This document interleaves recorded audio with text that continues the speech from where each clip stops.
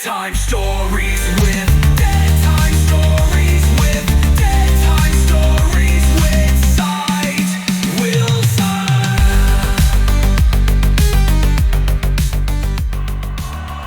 We're back right here at Daytime Stories SG, the podcast. This is the second half, and this is where our guest will be sharing his daytime stories. So we have Joe today, which is a very good friend of mine that I've known all my life.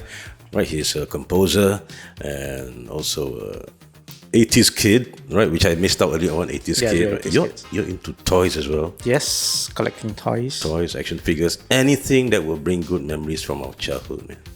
We're Gen X and proud. It's a therapy. It is a therapy. It is. Right. So, like I mentioned earlier on, those things, Marsiling, this is for you. Okay, maybe before that, let me light the candle. There we go.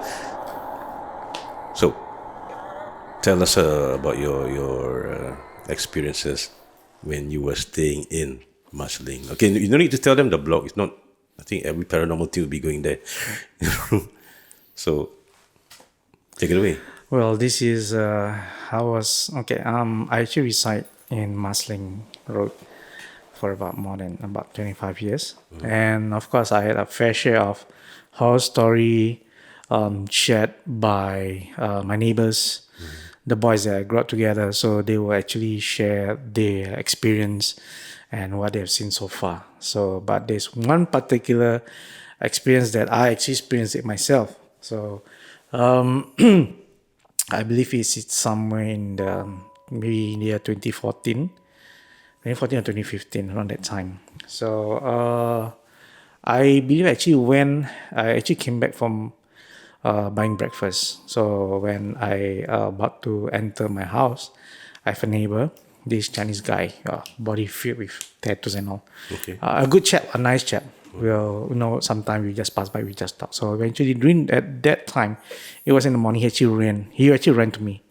He said, "Bro," and he looked so scared and he was pale. And I said, "What happened?" And I said, and he asked me, so he saw me, I was carrying my food, and he said, "Put your food inside, I need to tell you something." So as I placed my food, I went out, talked to him. Then he said he noticed something. I said, what happened is that at night, there's a knock at his door. So he was alone then, alone at home. So he actually opened up the door, and he actually there is this old uncle they all of us knew. He was pretty groggy and sleepy. So he actually said that as he opened the door, he saw the uncle standing there, and he said he looked very sad. He's quite pale, skinny uncle with his songko and all. So the uncle actually told him, telling him Malay. The guy actually understood Malay, of course. And then the guy said the uncle actually said that aku tak nak pergi sana, aku tak nak balik lah. Aku tak suka tempat tu. So he's trying to say that he don't want to go back to that place. So we don't know what he's talking about. He said he don't like the place. So the Chinese uncle was like wondering what is he talking about. Then he asked him, "What are you trying to say?" Then he said, like, "I don't want to go back there. I don't like the place." No. Then he still couldn't get what he's trying to say. So he asked the uncle, the Pakcik. He said, "Can you just tunggu sekejap, Pakcik, eh?" He went inside to grab cigarette because he was sleepy. He knows that it might be a long conversation. Maybe he assumed that the uncle had a big fight with his wife or whoever, maybe a family member. So as he went to his room, he grabbed the cigarette. Then he was about to light the cigarette. He take a look at the wall clock, and he noticed that it is 3 a.m. 3 a.m. Not 3 a.m. eternal. No. 3 a.m. It is 3 a.m. Wow. That is when he realized that something is wrong. So he went to the door and slammed the door. That's why he told me, he slammed the door. Then he recalled the Pakcik already passed away about 2 days ago. I think 2 or 3 days ago.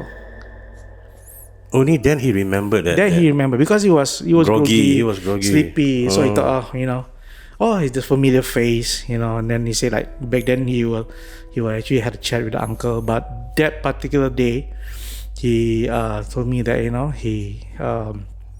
his brain a bit loading lambat sikit lah. Because it was 3 o'clock now. But then until he realized that it's 3 a.m. And the uncle is there standing right in front of his doorstep. He slammed the door. He actually jumped to bed. Then he said he couldn't sleep up till now. I mean, like during that day lah.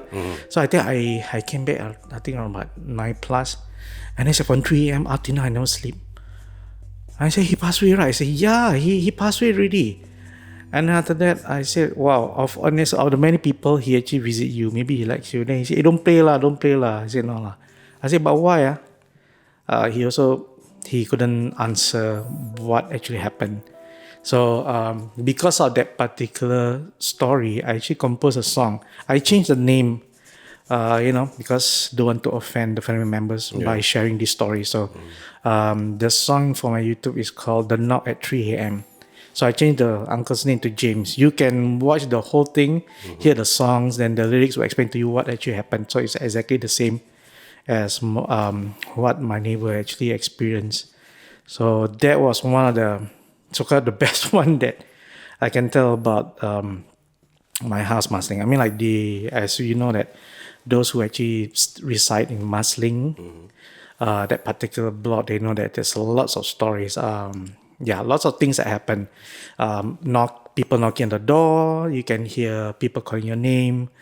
There's even had a sighting of a lady carrying a baby, and they said if you saw that, do not approach. That was experienced by my other neighbors. So, but this particular is the experience for me. I mean, I never had come across with other supernatural experience only for this. I mean, he just tell me the stories, then I actually affirm it. Yeah. Okay. One question for the Malay uncle that mentioned, right?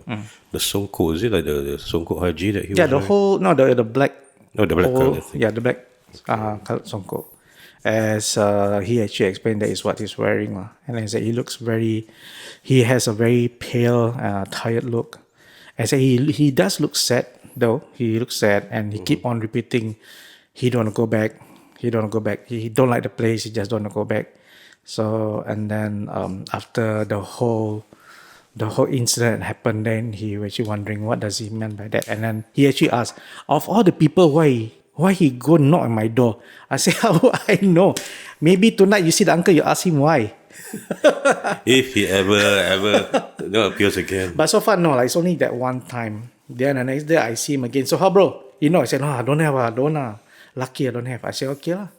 Maybe he just want to say goodbye to you because he's just only one door away from the uncle's house. Then I said, because you chat with him quite for me, I'm like, yeah, you bump into him and you chat with him. So maybe you are the last video that he remember. I mean, I said we never know, right? Yeah, because you never know. I mean, like maybe, like you said, it could be that the Chinese neighbor was the closest person that he ever had as a friend to actually talk to, communicate most of the time, and maybe it's okay. Maybe to some of you who are listening in, right, you might be thinking, oh, maybe the spirit is paying a visit. Okay, this is based on solely based on different people, different beliefs. Correct. All right, but for us Muslims, it might be the Qorin. Yeah. The Qorin. Come and visit. Yes, Qorin is something that what in Islam taught us is what we are born with. It's like a familiar, they call it. And if we die, if we passed on, then the Qorin is either gonna roam around or goes to another lingers for a short while. Just for a short while. The familiar areas, visiting familiar faces. So that is what I actually believe also. I was surprised that basically of all of the many neighbors he actually can talk, he actually run towards me in the morning. He looked very tired, and he does look shaken, of course. And he said he haven't slept since 3 a.m. in the morning. Yeah, lah. I mean, like if someone's already passed on, all of a sudden pays you a visit, who wouldn't be Yeah. shaken? 3 a.m. 3 a.m. Eternal. 3 a.m. Eternal. That's a song, by the way. Right? So, I was interested to draw the old man, the apparition. Okay, guys, this is just an illustration. All right, don't take my word for it. Okay, so this is what he could have looked like. Oops, there you go. Okay, the old man, sad-looking person who I think maybe he wasn't ready to go. Maybe. Could be, and the Korean was feeling it, trying to relay the message that it wasn't his time yet. Could be, or it could be something else. In paranormal or supernatural, there's always possibilities. Sometimes we might find one answer, but there's always a few questions that will pop up. So yeah. Because I know the uncle personally, I also knew his wife, and sometimes I will just go over and visit them, see how they're doing because there are only two of them. Yeah. Before the passing of the uncle, he was bedridden. He was quite ill, so only his wife is the one who actually, take care of him, the caretaker and everything. I mean, that's what I never stepped to the house. I always stand in front and I say, "Oh, the uncle is in bed." And he said, "Yeah, he's very weak to move about." So yeah, that's story. Because I also didn't actually recall when he passed away until when he talked to me and said, "Oh yeah, I did have a neighbor that he did pass a couple of days back." Yeah, but the weird thing is he actually came and visit that guy. I'm not expecting him to come and knock my door and visit me, of course. But The only one he's the chosen one then. The only one that haunts you will be yo.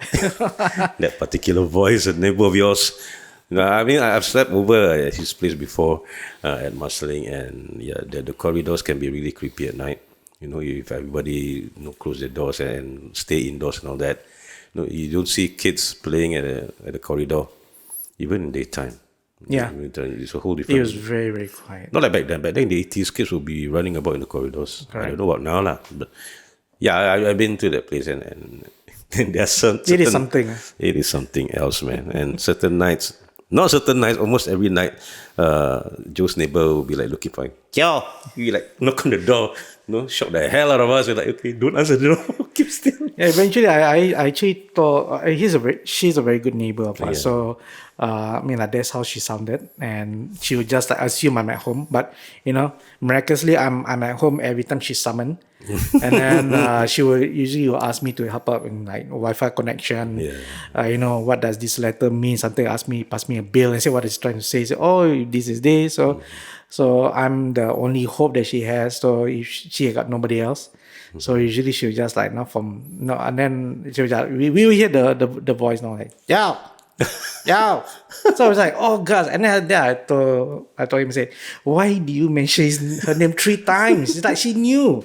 Then eventually at random, not past midnight or whatnot, but 9-10 p.m. Then she just assumed that I'll be home.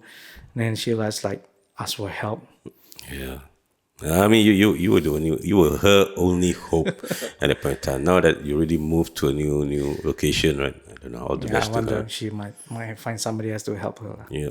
And actually, apart from your story, right? Someone else actually knows our own producer, and he used to stay there, and I was surprised when he told me, yeah, this story is legit. Yeah. It does happen, and and I think some other residents there, they know the story. They know the story. They listen. If they're listening, they can figure out which block in particular, and they know, oh, these things that this shit is happening. Okay, these things happening, and also I received from my from the readers for my page on FB, which is Daytime Stories SG. I have about 3 to 4 stories, and out of the 4 stories, like 2 stories mentions about the flying head. Oh. The flying head, which is the foster area beside the block. Beside the block, right? So of course in their stories they mentioned that the head flew past their window at night. Okay, I mean these things do wander around lah. Yep. But overall, if two person already send me the same story, I mean okay, different situations, different scenarios, but the same entity, which is a flying head, and then plus you even told me, right, these things real, is legit, is happening. Yes, correct. That means it's there, and it might be still around. Because the flying head was shared by this uncle, this guy.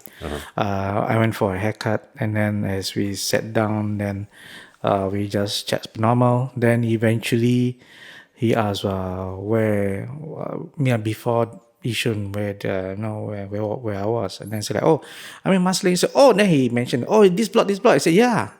I said, why? He said, oh, and then said he happens to know somebody there who he actually went to that house a few times. Then that's where he shared with me like the flying head, which is near to the forested area. I said, if you're lucky enough, you're actually able to see. So he said that he saw it himself. Then I said, oh, okay. There's a lot of forested area, Marsiling. Go figure where. I cannot mention where. Yep. But there's a forested area whereby they believe that somebody must have like abandoned something, and they just like they just discard. The place is like a trash, they just discard whichever. Anything they kept for a long time. Then they feel like they just can't cope with it, so they just discard it. Dirty stuff. The area is a good dumping ground for all supernaturals. Yeah, I mean, like, okay, some of these people, they keep these things for protection or whatsoever reasons they have, to keep these entities, Malay call it saka, or pendamping, whatever you call it. And then once they have no use for it, they could have discarded it somewhere else. There's a place for it that you can do it, but then to leave it there, in a residential area, okay, might be the owner of that thing passed on, and then there's no next of kin to take over, to look after, or to take over this thing, so it moves around, maybe looking for a new owner, or just simply lost, So that is why there are some eyewitnesses, just like the story that I received, right? There was a flying head. I mean, if you're staying around Marsiling area, you might have heard, or you might have even experienced the flying head of Marsiling. All right, so. Yeah, man, it's really interesting. But I'm more intrigued of the old man, the old Malay uncle, because what that neighbor of yours, the Chinese guy, right? Yeah. Right. What he experienced actually a close encounter where he managed to see and also speak to the entity, which is very rare, very rare. Normally, like for sightings, the entity would just appear and disappear, or just make some noises just to spook you, or even move stuff. But to manifest, that's a rare occasion. Only the lucky ones will get to experience it. People call it the grade A entity. Grade A. There's grade. So grade A is when you actually can see and then you can hear they speak. So so he was one of the lucky few, I guess. Yeah. I don't know whether we're going to be that lucky. I hope not. If they want to appear, make sure look more pleasant, rather than unpleasant. Right. So, all right. Before I close transmission, before we call it a day, is there anything you want to say, especially to some of the budding talents out there, especially in music? There's always be people who actually try to bring your morale down. Just don't get disheartened. If you believe that you can do it, just have to push yourself that you actually can do it. Try to keep on pushing, learn more techniques. Now information available almost everywhere. Learn how to perfect your music composing, and then submit to Compass, especially for locals. So because I'm a Compass member myself, so submit your song to Compass, then they will help you on the way. You can ask any guidelines or information from them. Is good. So just don't give up, whatever it is. So everybody will, if you as most people, when they know that they have a friend who actually can do it, what they do is like they're gonna shut them down. Yeah. This is happened in my life quite a lot of time. But there are also friends who actually support. So like I said, just don't give up. Just keep on doing. Just Just go with keep on it pushing. and never give up. I mean, take it from a person who's been doing this all his life. Music is his thing, and he never gives up. Okay, regardless whether people will recognize or the public or listeners recognize or not, he still does it. He persevered. He's like he believed in his talents. That's the thing. They need to believe in their talents, and learn, because even though at our age we're still learning. We're still learning. It's a never-ending journey. And how can our listeners or viewers follow you on social media? Most of my songs were uploaded in at YouTube. YouTube. Okay. There's also Spotify. You can search for me under the name of Godspine, GODSPINE. Okay. Most of my social media, you just type Godspine, you'll find me there. And if I compose something new, I'll do a snippet, and full tracks can be heard on Spotify and YouTube. Most of it is all YouTube. Yeah. So including the experience I'm having with this uncle. So there's a song called "The Knock at 3 a.m." in YouTube, the full track. Okay. So some illustration there, you can read the lyrics, but of course, to respect the family members, I changed the name to James. So have a listen to it. It's Yep. good. Right. Do take a listen. Right. And of course, the link will appear somewhere. Okay. And just take a listen. Right. Take a listen and enjoy. Right. So with that, we've come to the end of yet another episode of That Time Stories SG.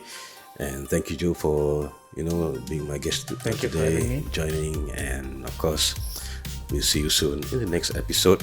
We're gonna leave you, but before that, here's one last look at the man who refused to leave. There you go. Right. Okay, so yeah, and we're gonna leave you with one of Joe's tracks, and that is called Arwamina. It is in Malay. Unless maybe you can add some subtitles along the way, right? So take a listen to Arwamina. My name is Sai Wilson, and this is Joe bidding you goodbye. Take care, stay safe, and if you have a story to share, do let me know.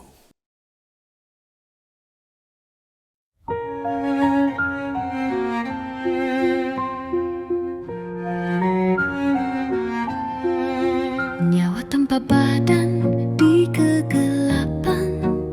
Jangan main, jiwamu kena cekik. Nyawa tanpa badan di kegelapan. Jangan main, jiwamu kena cekik. Nyawa tanpa badan di kegelapan. Jangan main, jiwamu kena cekik. Nyawa tanpa badan di kegelapan. Jangan main, jiwamu kena cekik.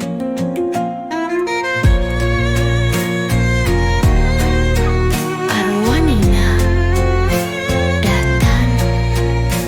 Keluarkan buku tulis, perhatikan dan dengarkan kisah malam ini untuk orang dewasa dan anak-anak.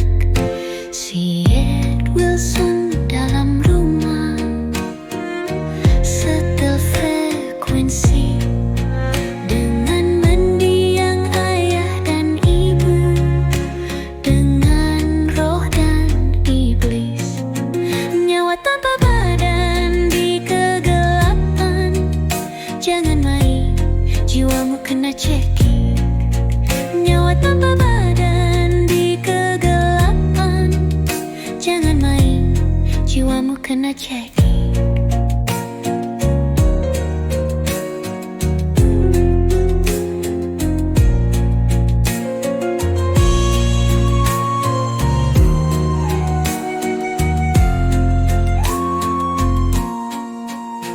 Sosok